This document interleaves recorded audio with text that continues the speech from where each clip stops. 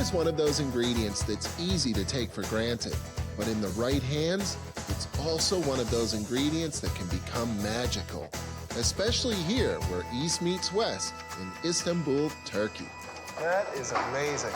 Well done, huh? Really?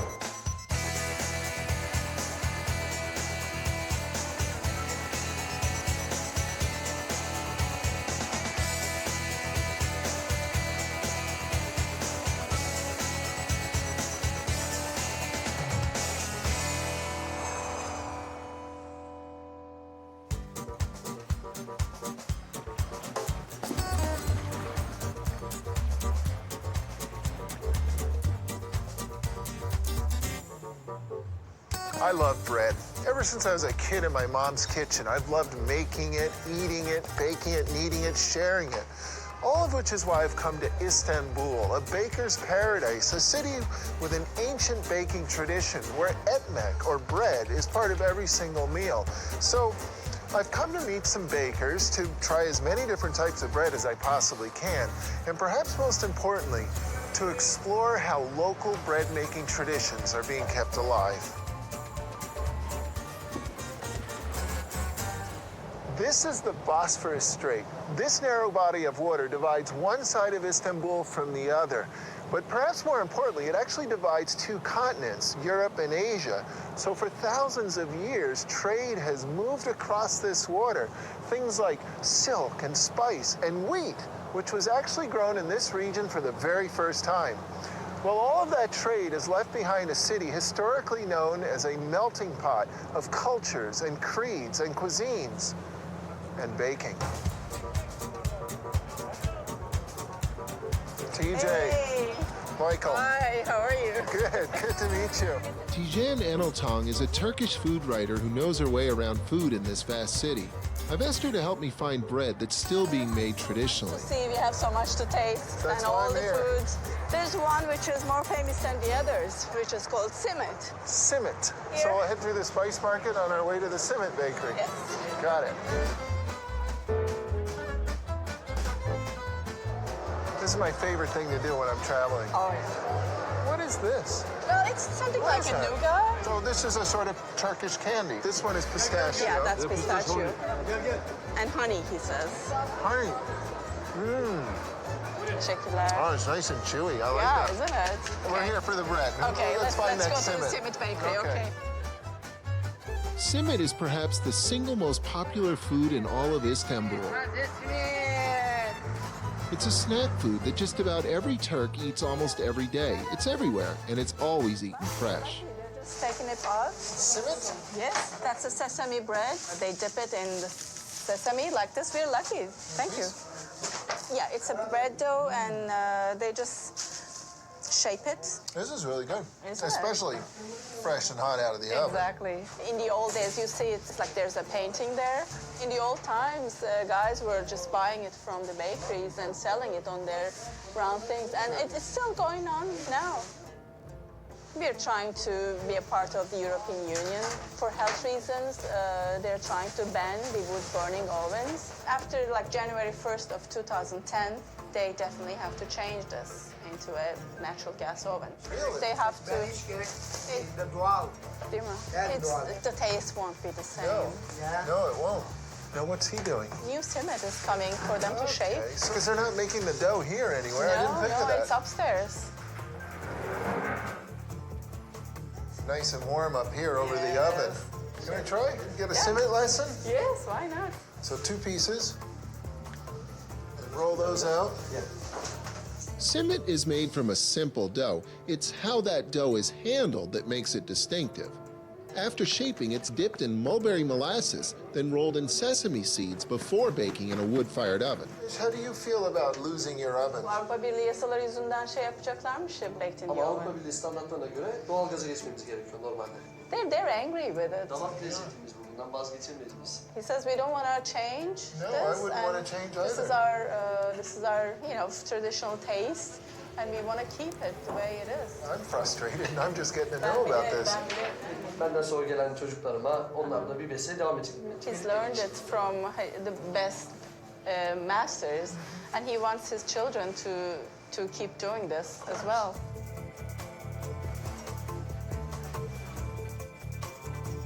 Oh, hey, there's a salep guy. We can have a salep. Do you know? What? Yeah, it's a drink that goes well with simit. It's a drink we call salep. This is made of the tubers of a wild orchid. It's a great winter drink. Tasty, isn't it's it? sweet. And it goes really well with simit. There's so many Turkish people living abroad, and this is the thing that they miss the most. The most. They come home for the I simit. swear. Yeah. It's all over the world, though. We all crave the bread that we're used to. We all crave some kind of bread.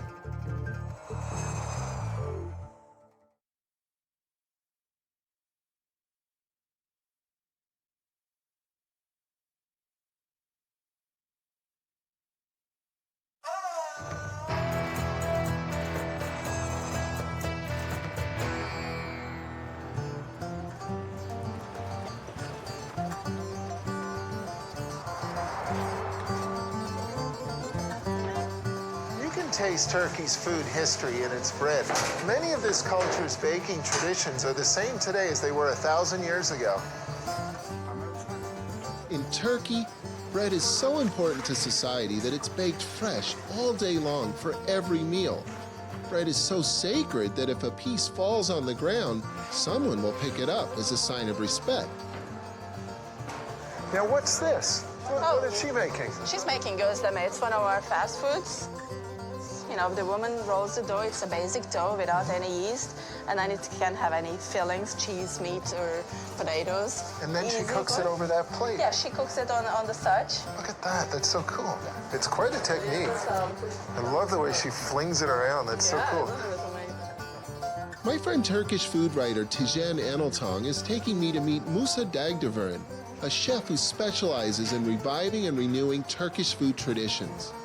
He's not just a chef, but he's also a culinary anthropologist. Really? I must say, yeah.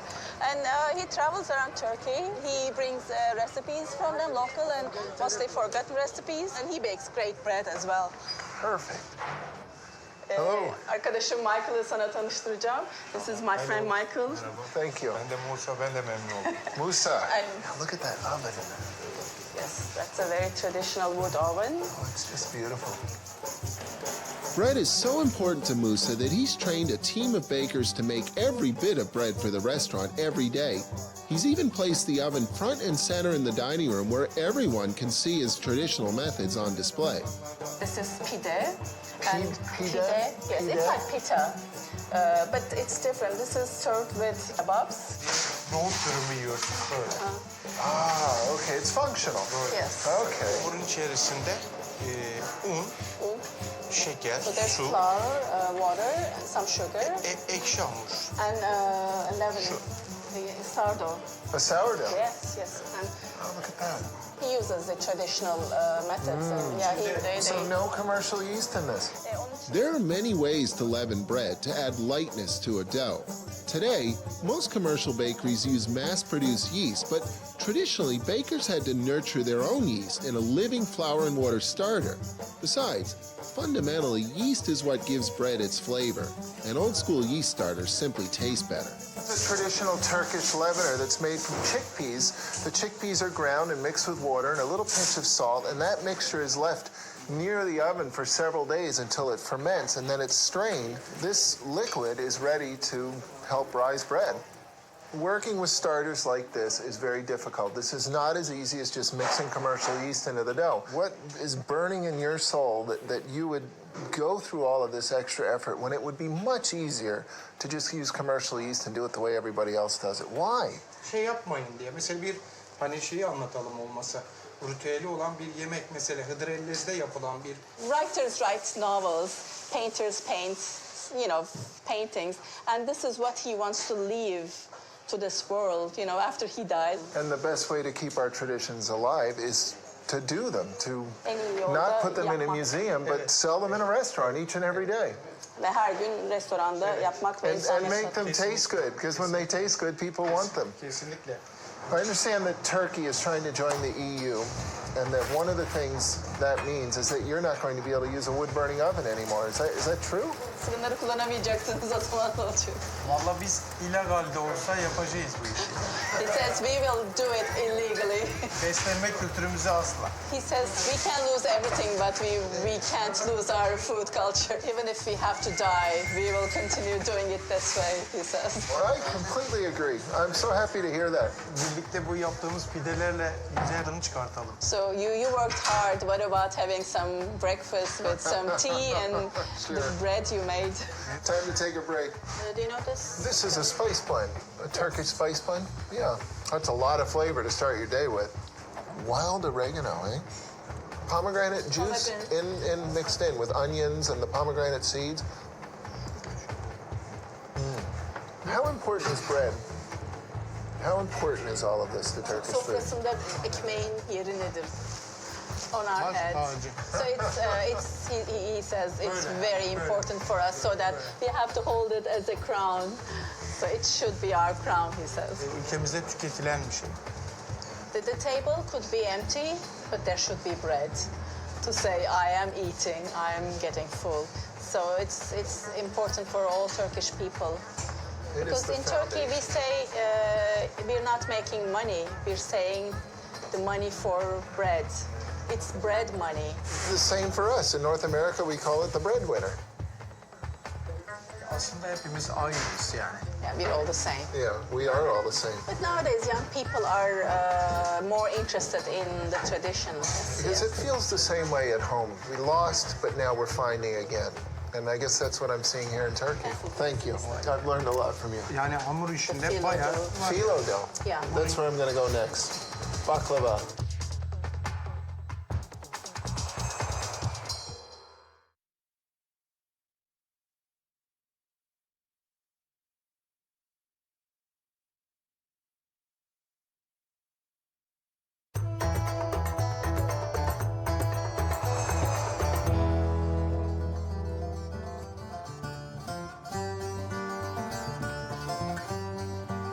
Ever since wheat was first domesticated, ground into flour, and mixed with water into dough, bread has been one of mankind's staple foods. And nowhere is that more apparent than right here in Turkey.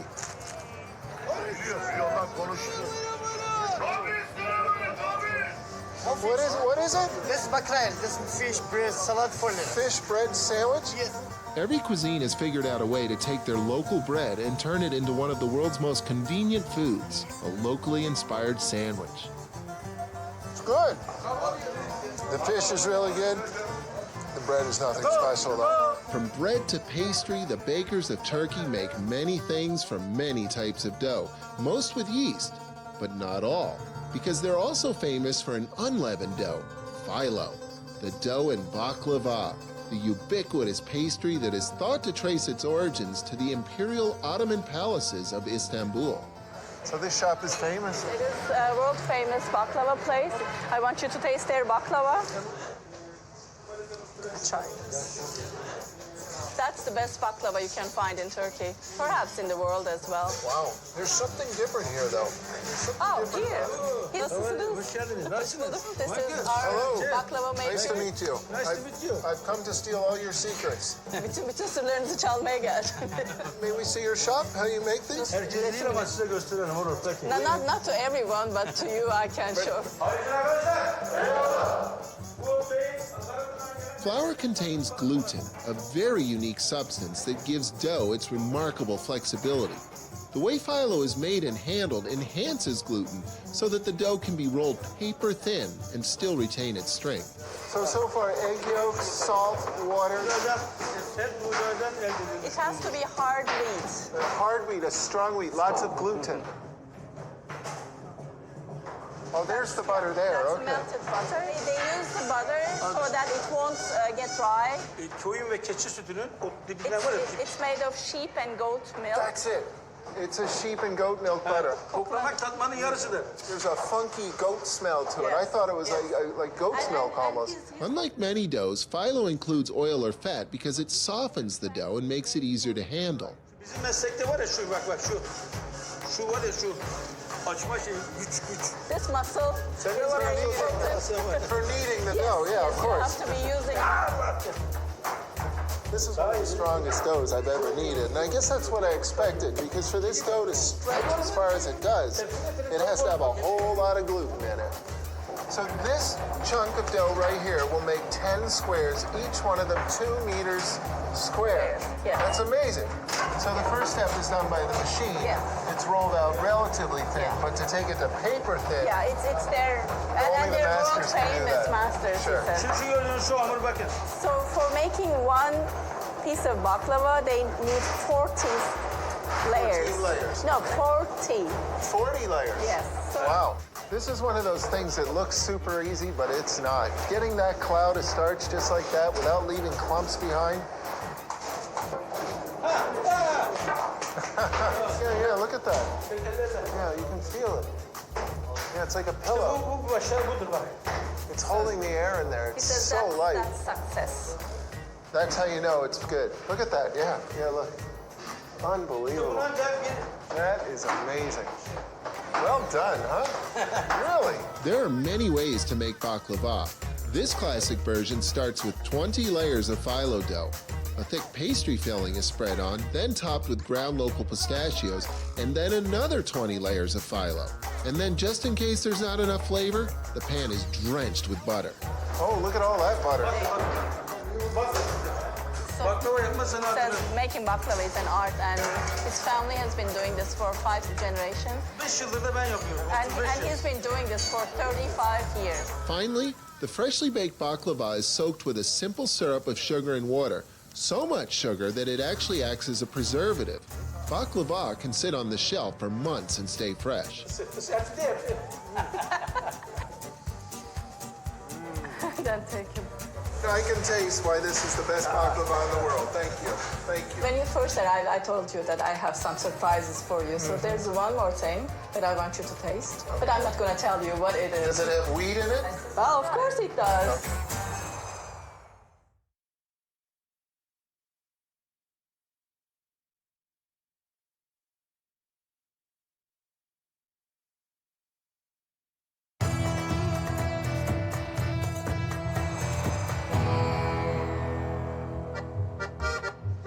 These guys.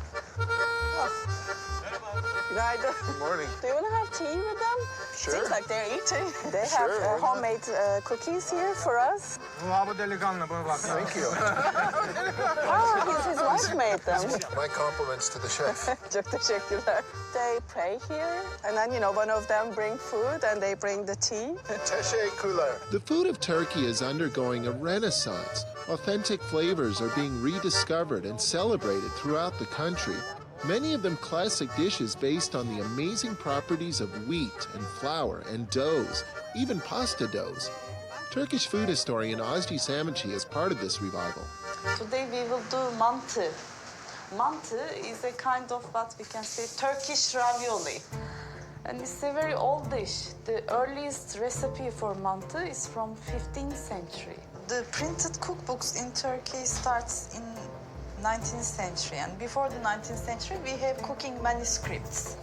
So these are 16th century Ottoman bread makers. It's really impressive. I've never met a food historian before. I find it quite I interesting. never met also a world famous chef. Tall, very tall. The world's tallest chef. Mantı dough is prepared with egg. So it's less a bread dough and more a pasta dough. Yeah. There's no yeast in it then? No yeast. Okay. Now the object here is to get this as thin as possible Yes. and round and make it delicate. These sort of techniques, it's very hard to write about them. Exactly. Yeah, I mean, you can give the basic details, but you have to develop this from touch, from doing it yourself. Exactly, yes, you are right. More and more in Turkey, especially in big cities like Istanbul, there's an interest in cooking by Turkish women. And Turkish women now, they're rediscovering their own cuisine. A lot of people are turning to food and cooking as a way of relaxing, as a hobby, as an antidote Exactly. to a very stressful life. Exactly. Life is different now. It moves very quickly. You know, that's part of keeping the tradition alive, is the sheer joy of it, really. I mean, if your aim is just to eat, it'd be a lot more efficient to just cut some big noodles, make some meatballs, and you're done in 5 minutes. And unlike any fresh pasta I've ever seen, the manti are traditionally toasted before they're simmered in water. Yes, yes. That's really interesting. I've not seen that before with with a ravioli of sorts. Right? Yeah, now look at that. That is just so interesting to me that they're little browned raviolis. All the time I've cooked pasta, it never occurred to me to brown it first. And I just know it'll add flavor to it. The manti is traditionally topped with garlic-flavored yogurt, olive oil infused with chili peppers, and sprinkled with mint. All of this flavor to finish a simple pasta dough of flour and water. I came here to learn about bread, and it turns out that bread is an excellent way to study the cuisine, the food of a culture. I mean, bread can be so simple, but at the same time, bread can be so complex and show so many things about a culture and a food. And I really do feel like I've gotten a great sense of Turkish food simply by thinking about bread. So thank you. Thank you. Cheers. I Thank enjoyed. you. Thank you, nice to meet That was amazing. Yeah, you like Just amazing. So now I want you to try a very traditional Turkish drink, which we call boza. Boza. Yes, which is made of wheat. It's made out of wheat? Yes. They keep it in water for one night. They boil it, and then they add some yeast. Like a beer or something. Like a sort beer of. in a way. Yeah, he's gonna give us fresh. Look at that. In around 16th or 17th century, they banned alcoholic drinks in Istanbul. And then people started drinking more and more boza. It's really good. It's very fruity. It's good with cinnamon, it's tastier. And lots of people like it with roasted chickpeas. And just when I thought I'd seen everything you could possibly do with wheat in Istanbul, along comes boza. Yes. Cheers. Cheers. To boza.